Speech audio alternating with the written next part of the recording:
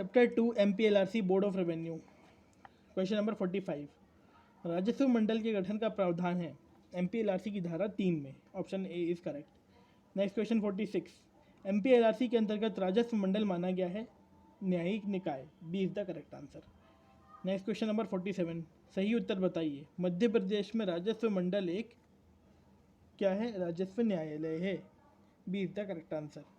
48, question number 48, Madhya Pradesh का नया राजस्व मंडल कब स्थापित किया गया था? इसका आंसर है 1 नवंबर 1956। तो ए और सी दोनों सही लग रहे हैं मुझे।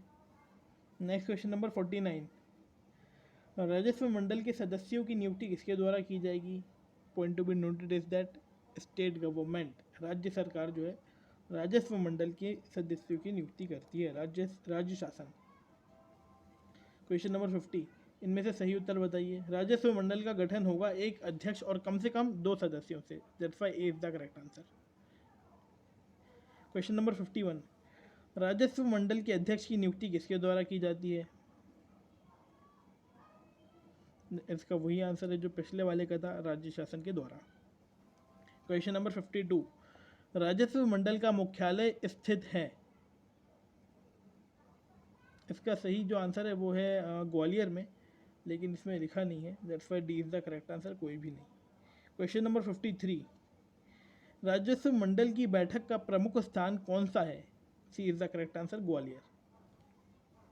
क्वेश्चन नंबर 54, राजस्व मंडल की बैठक के प्रधान स्थान के अतिरिक्त राजस्व मंडल की बैठकों के अन्य स्थान को नियत करने का अधिकार किसको प्राप्त है? इसका आंसर राज्य सरकार को। क्वेश्चन नंबर 55, राजस्व मंडल का सदस्य होने के लिए आवश्यक योग्यताएं हैं? इसका answer B is the correct है। 10 वर्ष तक उच्च न्यायालय में वकालत का अनुभव हो, या उच्च न्यायालय में न्यायाधीश नियुक्त होने की योग्यता हो, या 5 वर्ष से अधिक कलेक्टर रहने का अनुभव हो, और ऑप्शन डी है उपयुक्त में से कोई भी। तो D is the correct answer. तो जो ये क्वेश्चन है, क्वेश्चन नंबर 55, बुक के हिसाब से तो इसका आंसर डी है, लेकिन अगर हम सही में इसको अंदर से देखें, जो सेक्शन 5 है condition of service and member of board, तो इसका कहना है कि उच्च न्यायालय के न्यायाधीश के रूप में नियुक्त होने के लिए पात्र होना चाहिए, या फिर राजस्व अधिकारी होना चाहिए कलेक्टर के पद की श्रेणी से अनिम्न पद का, और कम से कम 5 वर्ष तक धारण कर चुका हो। यानी कि जो क्वेश्चन नंबर 55 है वो ये कहता है राजस्व मंडल का सदस्य होने के लिए आवश्यक योग्यताएं हैं, तो उसका जो बी वाला है वो सही है। उच्च न्यायालय में न्यायाधीश नियुक्त होने की योग्यता होना चाहिए, सही बात है। सी 5 वर्ष से अधिक कलेक्टर रहने का अनुभव होना चाहिए, ये भी सही है। तो लेकिन जो ए ऑप्शन है 10 वर्ष तक उच्च न्यायालय में वकालत का अनुभव, ये जो है ये मुझे नहीं लिखा मिला बुक में कहीं भी। तो इस चीज़ को आप थोड़ा क्लैरिफाई करें और मुझे कमेंट्स में बताएं, क्योंकि मुझे तो सेक्शन 5 में कहीं भी ये नहीं लिखा मिला कि कलेक्टर के वकालत का अनुभव होना कंपलसरी है। नेक्स्ट क्वेश्चन नंबर 56, राजस्व मंडल के अध्यक्ष और सदस्यों का वेतन भत्ते देय होंगे? इसका आंसर है राज्य की संचित निधि से। 56 का बी। मंडल के अधिकार के संबंध में उपबंध किया गया है धारा 7 के तहत। B is the correct answer. Question number 58, राजस्व मंडल को शक्ति प्राप्त है? इसका आंसर बी, पुनर्विलोकन एवं पुनरीक्षण की शक्ति। अपीलीय शक्ति, अंकेक्षण की शक्ति, सभी प्राप्त है इसको। तो that's why D is the correct answer. Question number 59, मंडल के आदेश के विरुद्ध निगरानी होती है? निगरानी यानी कि रिवीजन। बोर्ड ऑफ रेवेन्यू के आदेश का रिवीजन कहाँ होता है? तो 59 का B is the right answer, अनुच्छेद 226 के अधीन। क्वेश्चन नंबर 60, MPLRC के पूर्व की लंबित अपीलें पुनरीक्षण के लिए आवेदन तथा अन्य कार्रवाइयों द्वारा सुनी या निश्चित की जाएंगी? तो इसका आंसर है राजस्व मंडल के द्वारा। क्वेश्चन नंबर 61, MPLRC के पूर्व की अपीलों की सुनवाई करेगा? कौन करेगा? अभी अभी हमने पढ़ा, भू राजस्व मंडल। Chapter 3 start, revenue officer, their classes and powers. Question number 62, MPLRC की कौन सी धारा विभिन्न राजस्व अधिकारियों का उल्लेख करती है? तो इसका आंसर है धारा 11, C option is the correct. Next question number 63, निम्न में से कौन राजस्व अधिकारी के वर्ग के अंतर्गत आता है? तो इसका आंसर प्रमुख राजस्व आयुक्त यानी कि कमिश्नर जो है, रेवेन्यू कमिश्नर वो, आयुक्त भू अभिलेख, जिला सर्वेक्षण अधिकारी, तीनों सभी आते हैं। D is the correct answer. Next question number 64, निम्नलिखित में से कौन राजस्व अधिकारी के वर्ग के अंतर्गत आते हैं? कलेक्टर आता है, भू अभिलेख आता है, जिला सर्वेक्षण अधिकारी। D is the correct answer. Question number 65, निम्नलिखित में से कौन राजस्व अधिकारी के वर्ग के अंतर्गत नहीं आता? इसका आंसर रेवेन्यू इंस्पेक्टर नहीं आता, क्योंकि वो नायब तहसीलदार से भी नीचे का होता है और MPLRC में बताया गया है। क्वेश्चन नंबर 66, निम्नलिखित में से कौन राजस्व अधिकारी के वर्ग के अंतर्गत नहीं आता? कलेक्टर आता है, उप सर्वेक्षण अधिकारी आता है, आयुक्त भू अभिलेख आता है, राजस्व मंडल का अध्यक्ष जो है वो नहीं आता। क्वेश्चन नंबर 67, निम्नलिखित में से किस धारा में राजस्व अधिकारी की शक्तियों पर नियंत्रण रखा गया है? तो इसका आंसर है धारा 12, A is the correct answer. Next question number 68, समस्त राजस्व अधिकारी निम्नलिखित में से किसके अधीनस्थ होंगे? इसका आंसर है सी, राज्य सरकार के अधीनस्थ होंगे। नेक्स्ट क्वेश्चन नंबर 69, संभाग विशेष के समस्त राजस्व प्राधिकारी निम्नलिखित में से किसके अधीनस्थ होंगे? अब ये बात आ गई संभाग की, संभाग यानी कि डिवीजन। तो एक डिवीजन के, एक संभाग के समस्त रेवेन्यू ऑफिसर किसके अंडर में होंगे? तो इसका आंसर है कमिश्नर के, आयुक्त के। A is the correct answer.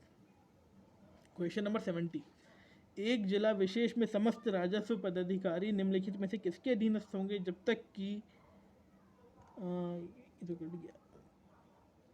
तक कि राज्य शासन अन्यथा आदेशित ना कर दे? एक जिले में समस्त राजस्व पदाधिकारी किसके अधीनस्थ होंगे? तो जो डिस्ट्रिक्ट होता है उसमें सबसे बड़ा होता है जिले का collector. So that's why correct जिलाधीश also known as collector is the right answer, 70 का बी। नेक्स्ट क्वेश्चन नंबर 71, निम्न में से कौन सा गलत है? समस्त राजस्व अधिकारी केंद्र सरकार के अधीन होंगे, ये गलत है। समस्त राजस्व अधिकारी राज्य सरकार के अधीन होंगे, सही है। संभाग के समस्त राजस्व अधिकारी आयुक्त के अधीन होंगे, सही है। जिले के समस्त राजस्व अधिकारी जिलाधीश के अधीन होंगे, ये भी सही है। तो A is the wrong answer. Question number 72, निम्नलिखित में से कौन सी शक्ति आयुक्त को प्राप्त है?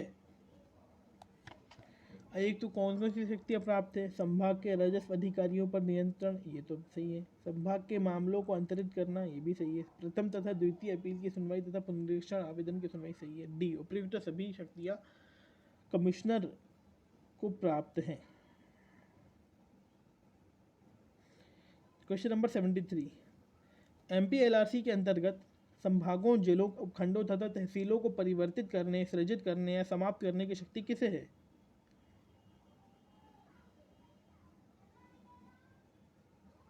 इसका आंसर है राज्य सरकार को। Option D is the correct answer. Question number 74, प्रमुख राजस्व आयुक्त यानी कि जो कमिश्नर है की नियुक्ति तथा उसकी शक्तियां एवं कर्तव्य किस संबंध में उपबंध किया गया है? कौन सी धारा में किया गया उपबंध? इसका आंसर है 13A में किया गया है। क्वेश्चन नंबर 75, निम्नलिखित में से कौन सी धारा संभागीय आयुक्त की नियुक्ति और उसकी शक्तियों का उपबंध करती है? इसका आंसर है धारा 14, option C is the correct. Question number 76, MPLRC के अंतर्गत अपर आयुक्त की शक्ति किसके समतुल्य है? आयुक्त के समकक्ष है। तो A is the correct answer. Question number 77, Madhya Pradesh भू राजस्व संहिता में कलेक्टर की नियुक्ति की धारा कौन सी है? तो 77 का धारा 16 इज द करेक्ट आंसर। धारा बी, कोई सेक्शन ऑप्शन बी धारा 16 is the correct answer. Collector जो है धारा 16 में अपॉइंट होता है। क्वेश्चन नंबर 78, प्रत्येक जिले में जितना वो ठीक समझे सहायक कलेक्टर, संयुक्त कलेक्टर एवं डिप्टी कलेक्टर की नियुक्ति की जा सकेगी, किसके द्वारा? इसका आंसर है राज्य सरकार द्वारा। D is the correct answer. Question number 79, निम्नलिखित में से किस धारा में तहसीलदारों, अपर तहसीलदारों तथा नायब तहसीलदारों की नियुक्ति का प्रावधान किया गया है? 79 का B is the correct answer, धारा 19। क्वेश्चन नंबर 80, निम्नलिखित में से कौन प्रत्येक तहसील में एक तहसीलदार तथा एक से अधिक नायब तहसीलदार नियुक्त कर सकेगा? तो इसका आंसर है राज्य सरकार। क्वेश्चन नंबर 81, अधीक्षक भू अभिलेख की नियुक्ति की व्यवस्था किस धारा में है? इसका आंसर है धारा 20 में। क्वेश्चन नंबर 82, निम्नलिखित में से कौन प्रत्येक जिले में उतने व्यक्तियों को जितना वो ठीक समझे भू अभिलेख अधीक्षक तथा सहायक भू अभिलेख अधीक्षक नियुक्त कर सकता है? तो इसका आंसर है राजस्व मंडल। क्वेश्चन नंबर 83, उपखंड अधिकारी कौन हो सकता है? सहायक कलेक्टर, डिप्टी कलेक्टर, संयुक्त collector. I think it's the D is the correct answer, उपयुक्त सभी।